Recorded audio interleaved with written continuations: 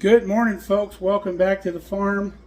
We're dealing with all the produce that we harvested yesterday out of the garden. So stick around, we'll show you what we're doing with all that.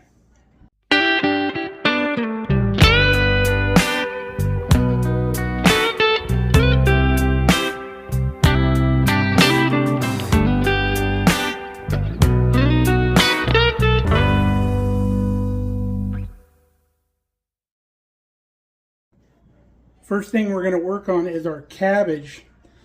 We're going to make some sauerkraut. So we'll show you how to put it together. You couldn't do anything more simple. It's just salt and cabbage and you put it in a jar, pretty much. So you want a salt to cabbage ratio. I like to weigh the cabbages, and I like to use grams because it's a lot easier ratio to do when you use grams. So for every 100 grams of cabbage that you have, you want about 2¼ grams of salt. So we're going to weigh the cabbage that we have here after I core it, and we'll know how much salt to use.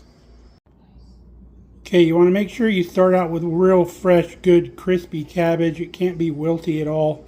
And we're taking the cores out. You just take your knife, shove it down at a 45-degree angle all the way around that core, and then your core comes out. We're going to do that to all three, and then we're going to weigh our cabbage on the scale and make sure our scale is set to grams. So our first head here is 775 grams, and we'll just keep adding all that up as we go. So here's all three of our heads of cabbage. Comes out to 2,587 grams. And then we divide that by 100, which gives us 26. So for every 100 grams, we want about 2 grams of salt, so times 2. So 52 grams of salt is what we're going to need. So we'll get a container and weigh that out. So you put your bowl on the scale and then hit the power button again. It zeroes out, so it's not weighing the bowl. And then we're using non-iodized plain salt. So we want to go up to 52. Getting close. About right there. So that's how much salt we need for this much cabbage, which is pretty much going to fill this gallon jug because we're going to be really smashing it good. So we're going to start shredding our cabbage up fairly fine, whatever consistency you like for your sauerkraut, and we're going to start stuffing it in the jar and layering it with our salt. Now you can just use a big chef knife and just slice it real thin, or you can bust out like a mandolin like we got here, and we can just run it on that.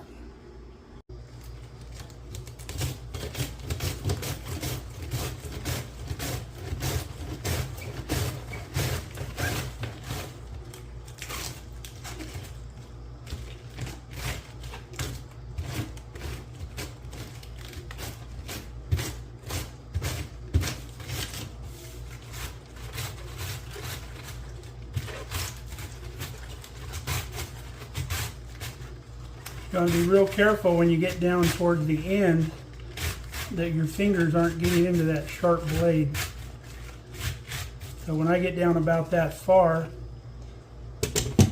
I'll get the knife out,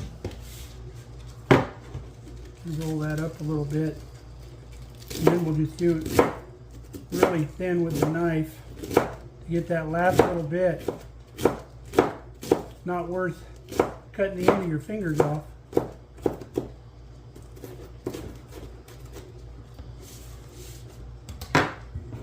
So now we've got our jar, and we're going to start putting our cabbage in our jar. Now this cabbage is going to make its own juice as we pack it in this jar. So now that we've got a little bit in there, we want to give a little bit of salt. Don't use it all up. And then you need to get something to get in there and mash that down good. One of the tools I like to use is our Pampered Chef. It's for mixing up ground beef inside your skillet. And this kind of helps break it up. And while it mashes it, gets you a real nice compact mash in here.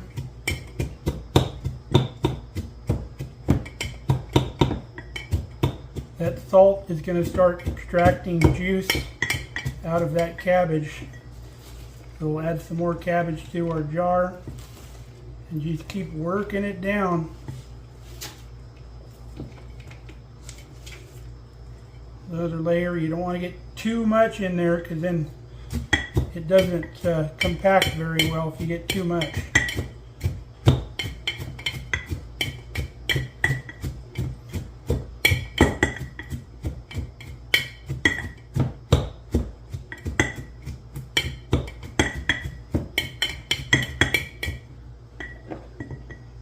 Go with another little bit of salt, and we can put the rest of this head in here, and then we're going to keep going with the rest of our cabbage, layer by layer.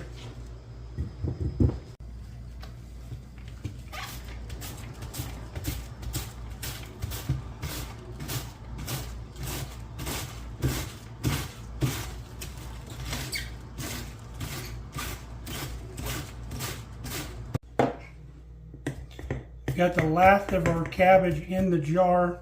It took all 3 of those heads, fill this jar up, and we could fit a little more, but last time I made sauerkraut, as it fermented, it boiled up and came over the side of the jar, got liquid all over the counter. So we're going to leave a little space in here so hopefully we're not overflowing once it starts bubbling and fermenting.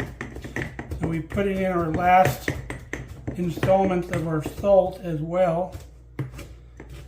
And you want to keep mashing this until your liquid level, you can see we're probably about right here, your liquid level needs to come to the top of your cabbage.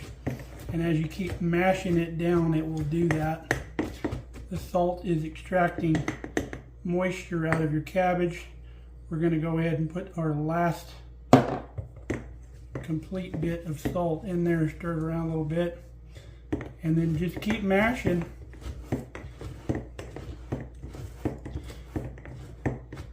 Now I want to keep compacting this without kind of cutting it up anymore, so I went downstairs and got our Mason Tops fermentation kit that we have. It comes with a nice masher for, it's got 2 sizes. And you don't have to make this in a gallon jar.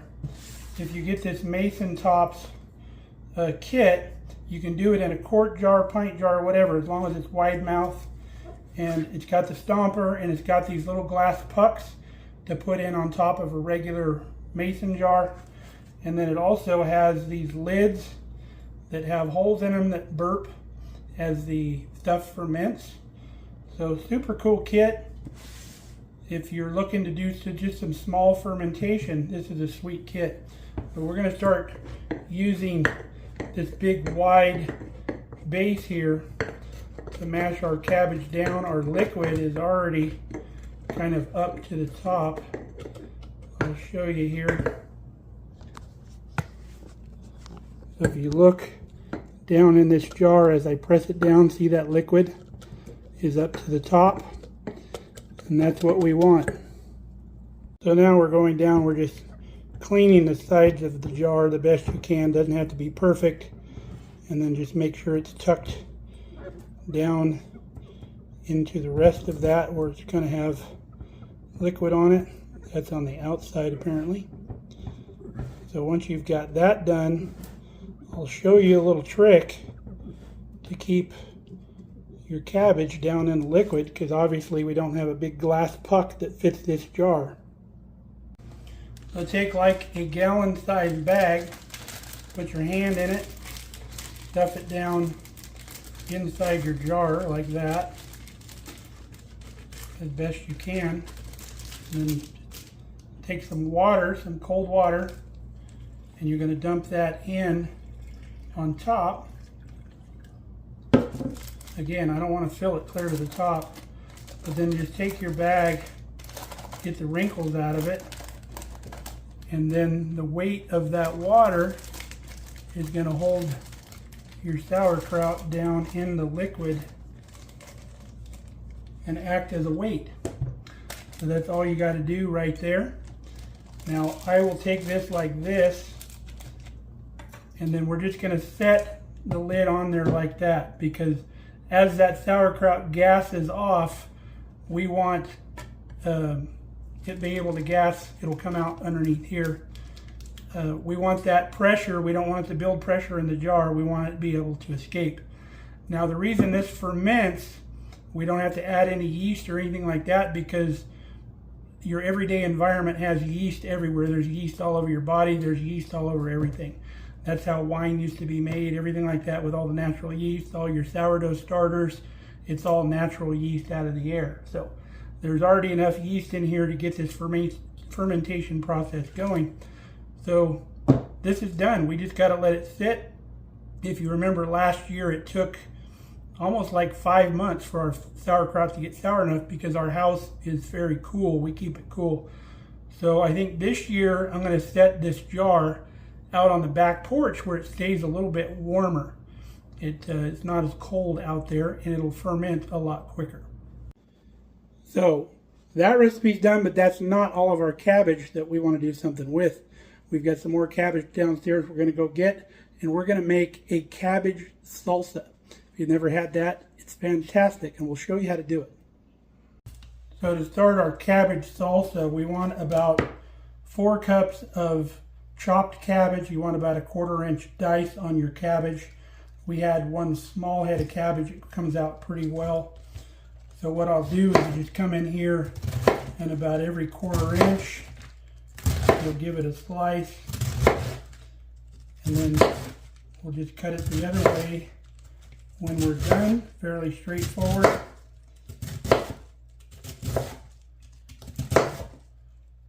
Rotate it, and then same thing every 1/4 inch. Got our cabbage diced up, so now we need to dice some tomato. We're going to need about 1/2 cup of tomato. I like using like a Roma or San Marzano tomato because they don't have a lot of juice in them. Now we're using some Roma tomatoes we got at the store, which obviously aren't as good as homegrown, but we're not quite there in the garden yet. A little bit longer we'll have some tomatoes. So I just cut these in half, and then probably in half one more time, and then slice them this direction. You need a real sharp knife to get through that skin of that tomato.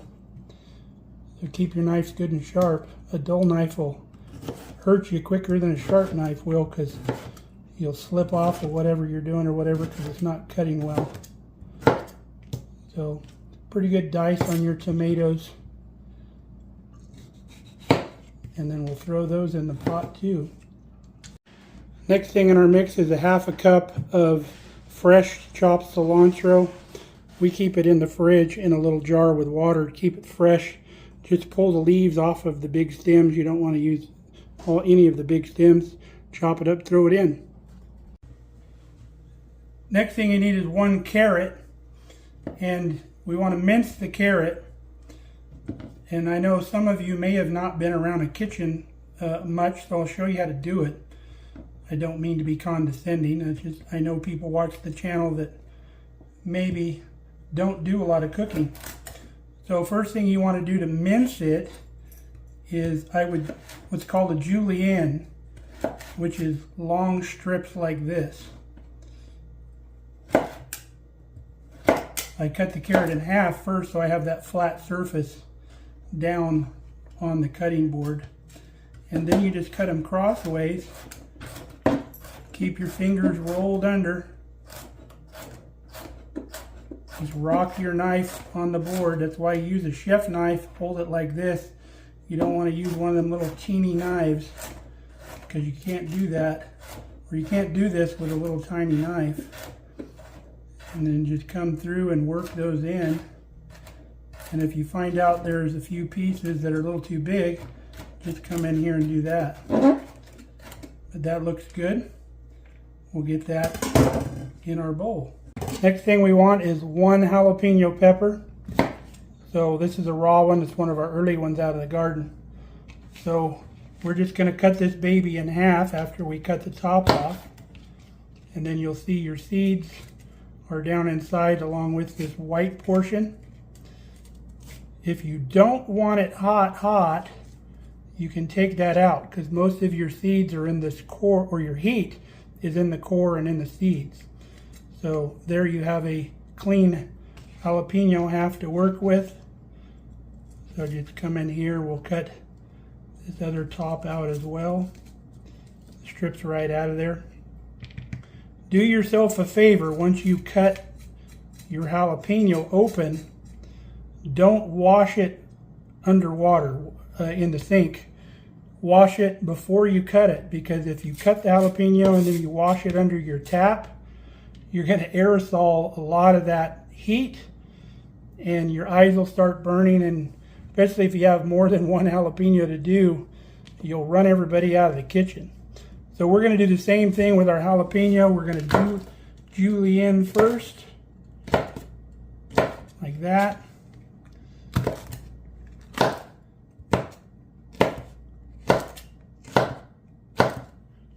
And we'll line it up. Let's get this one a little bit smaller.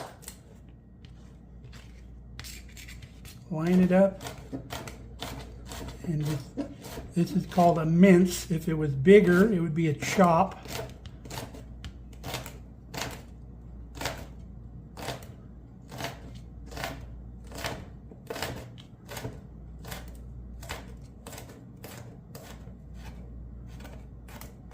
You don't want to bite into a big piece of jalapeno, especially if you don't enjoy heat.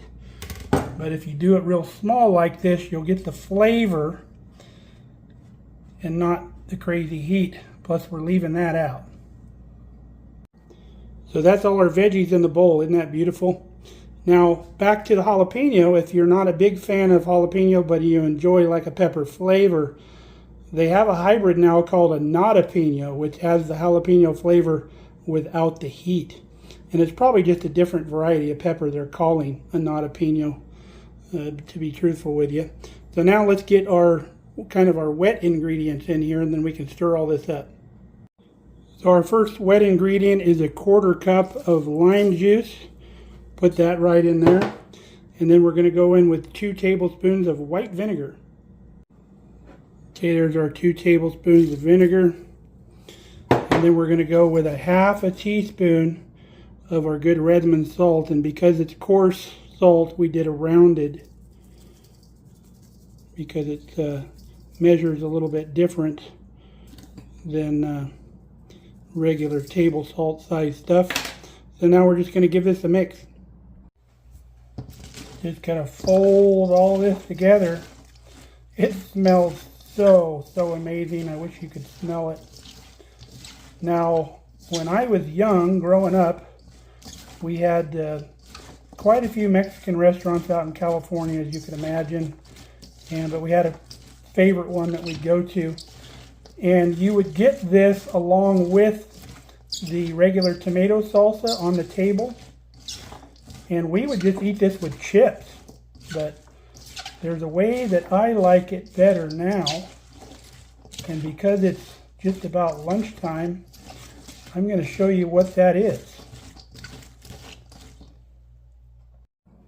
So here's my favorite way to do this salsa. I've got some of our good fajita taco meat here that I made up from the other day. A little bit of avocado, and then make sure we stir this up here. And then the longer this salsa sits, the better it gets. Put a little bit of that on our taco. And that's a culinary experience right there that you will not forget.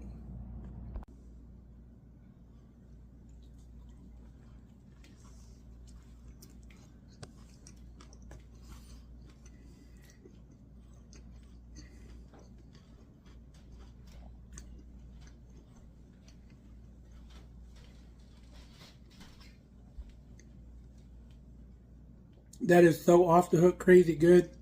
Totally enjoy that. Even Kelly heard what was going on here in the kitchen and had to come get some of this. She's got to go with some sour cream too. She's got her Spirit softball gear on. We're going to state softball today. It's a couple-hour drive away, but it's worth the trip. Going to go watch Lily pitch and play softball. Ida's going to catch. It's going to be a fantastic game. What do you think, Ruby? You're not going to like everybody being gone, are you? Now I'll put what's left here in the bowl in a Ziploc bag and we'll use it up the next couple days. I put the rest in a quart mason jar. We'll put it in the fridge. Before we use it, we just turn it upside down, mix that juice up in there. And this will last a good long time. You could even ferment this if you wanted to, and that would be really good too. You probably wouldn't have to add the vinegar if you fermented it. It'll kind of make vinegar on its own. Now another good way to serve this too, a lot of people like to eat it like ceviche almost. You get the little cocktail shrimp, make sure they're cooked, and put those in the mix, and then eat it with corn chips. Like I said, that makes a really good dish that way too. Okay, next thing we need to do is we need to process all of our carrots, because we're not going to eat that many fresh for sure. So what we're going to do is we're going to clean these up, chop them up, put them in vacuum seal bags just like we do our celery and our onions. Anytime we have abundance where we're not going to use it all up, we do that. And then when we make our soups and stews and stuff like that, we just pull it out of the freezer, dump it in the pot. You don't have to care about texture or anything like that because you're cooking it down anyway. Got our carrots all cleaned up. Kind of a hodgepodge of carrots, but they'll cook up just fine. Now, if you want to know how to tell if you've had a real woody carrot, the way to figure it out is when you go to pare the top off, the knife won't even go into it. It's like a piece of wood. Whereas this one that looks woody, you can see how the knife goes right through that. So don't even bother with these. Now, did you know if you took this and planted it in the dirt, this would grow you a new carrot? Same thing with an onion. If you cut the bottom off an onion and leave maybe ½ an inch with the roots on the bottom and plant that onion in the ground, a green onion will pop right up out of the center of that onion that you cut the top off. Now, in case you were wondering about these red carrots, they're still orange in the middle. Got our beautiful carrot medley all chopped up here. Now, the trained eye, if some of you out there have one, will notice that we didn't peel these carrots. And you might be thinking, oh, that's going to be bitter if you didn't peel those. And you would be absolutely correct if you were eating them fresh. However, the way these are going to be cooked in soup, stews, etc., the sugars will develop with the heat and they will take that bitterness away. The few that we left in the fridge for fresh eating, we didn't peel those either, but before we use them, we will peel the peel. Any root vegetable you want to take the peel off of because they can be bitter and have an off-putting flavor. Let's get these packaged up. I'm loading the bags up. Kelly's vacuum sealing for me. Getting this done. She likes vacuum sealing. It's pretty satisfying, huh, babe? Yeah.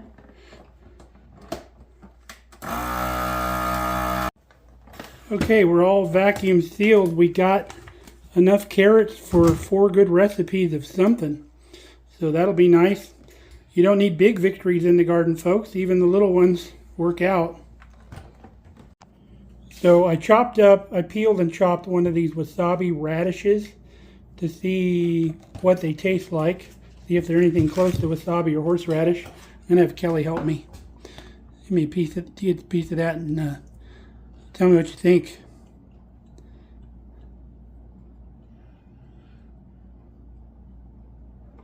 Just tastes like a regular radish. Yeah? Yeah. Maybe a little tiny kick at the end, but you can get spicy radishes too. Let me get a piece of that.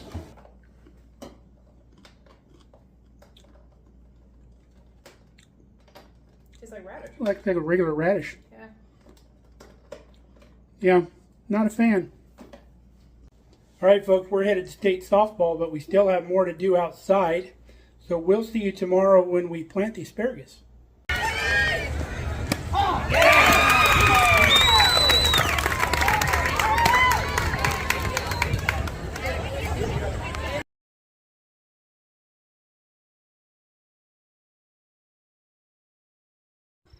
Well, Markelly got home, so we started planting our asparagus out here, which we didn't get to last night.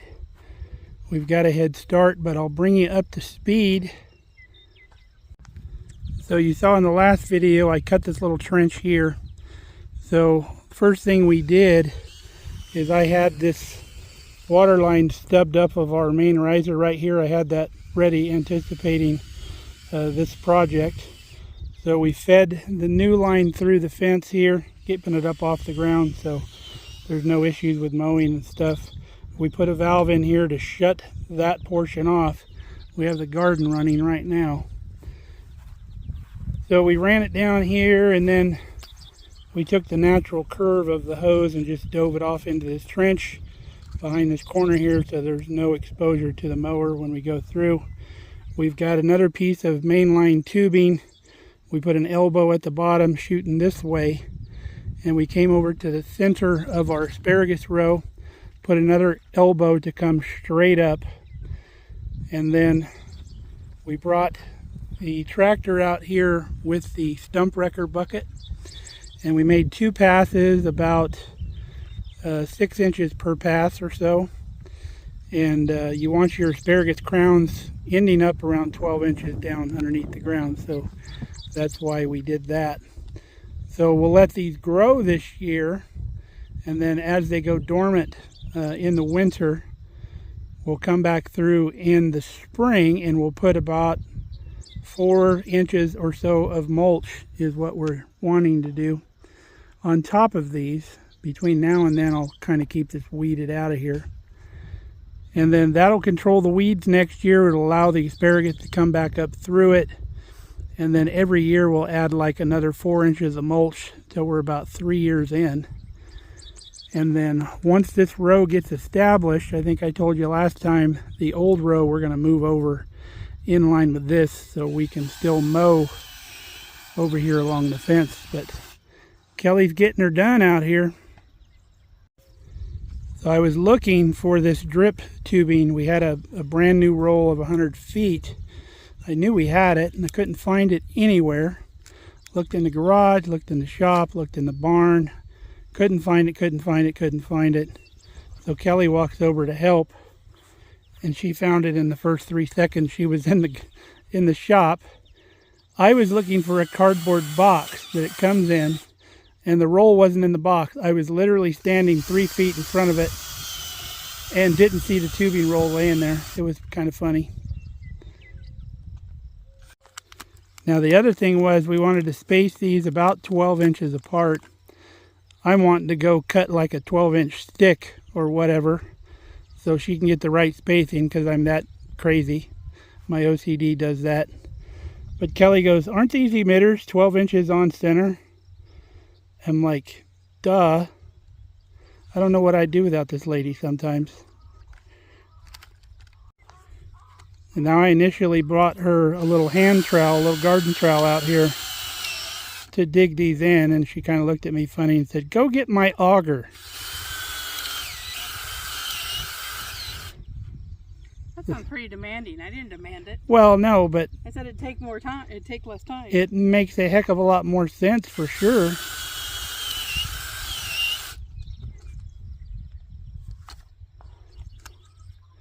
So these are the asparagus that I started in the greenhouse, and then we have another tray of asparagus that Kelly started in the basement. So we should have enough to get down this row. I'm going to go through and count the emitters and see where we're going to come out. We used about 75 feet of this 100-foot hose, and so that's about 75 plants. So we're going to be pretty close. That stump wrecker bucket has many uses. This is just one of them. It made a really nice trench in here as long as you don't try to do it all at once. We picked that up from Courtney over at Good Works Tractors. I'll leave you the link in the description. that was very reasonably priced, and he developed this on his own. Of course, there's other stump riggers out there, but he put a lot of research and development into this thing, and it's a beefy son of a gun. I've been trying to wear the powder coating off of this thing, but I just can't get it done. You don't have to be local to him either. They shipped that thing UPS right to our door. They threw it off. It was beautifully packaged too, so not even a scratch when it got here. Also, did you know the Deere iMatch Quick Hitch makes a good shovel carrier? What do you think, Brandy? Is Mom doing an okay job? What'd you find? She's trying to look in a hole or something. She's our hunter out of the two pups. Ruby had to go in the house because she kept giving the guineas the business. She's got to be supervised like a child. She's only 2, like a child. Well, if she's 2, in dog years she's 14, so we're really in trouble. Pretty soon she's going to think that we're ruining her life. So Kelly's about to the end of the row here. I've been going back and smoothing the edges out as she goes along. Just about got it. We've got enough drip hose to go clear to the end of our existing patch. So these will now get water. They haven't been getting water since we've been here, but they seem to do fine without it. We get quite a bit here, but we've had some dry years, but they pulled through. Only got 2 or 3 more plants here. Well, that's a job well done, babe. Thank you. So we've got the drip hose hooked up. I got to order up some more elbows. We use lots of drip work stuff, so I'm ordering stuff quite a bit. So once we get an elbow, I can connect this hose to that riser. But until then, we just put a hose end so we can connect a regular garden hose to it. So we're giving him a good drink. We've got everything loaded up in Johnny here. We're going to put everything away. That'll wrap up this project for a while. So the strip line down here, we're going to leave it in place as the trench is filled. It's okay to do that. They put drip tape in the ground, so this is a lot tougher than drip tape. It'll hold up just fine. They'll bury deep drip tape up to like 18 inches deep in the ground. So this water line will stay in place down by the crowns, and the water won't have to soak clear down through 12 inches of dirt. That will also help when we're mowing the old ferns down in the spring. We don't have to worry about mowing up our drip hose. Well, folks, I think that's going to be a wrap. We've got everything cleaned up, put away, and come inside and going to get cleaned up. Thanks for hanging out with us for the last couple days, getting things done in the garden and getting things all preserved. Got a lot more going on. There's still a lot more to pick out in the garden. Stay tuned for another cabbage recipe because we're going to do a take on cabbage rolls. It's more of a casserole. It's kind of a deconstructed cabbage roll, not quite as hard to make. But stick around for that. It'll be in upcoming videos. So till then, stay safe, stay healthy. We love you guys. Come back and see us here on the farm.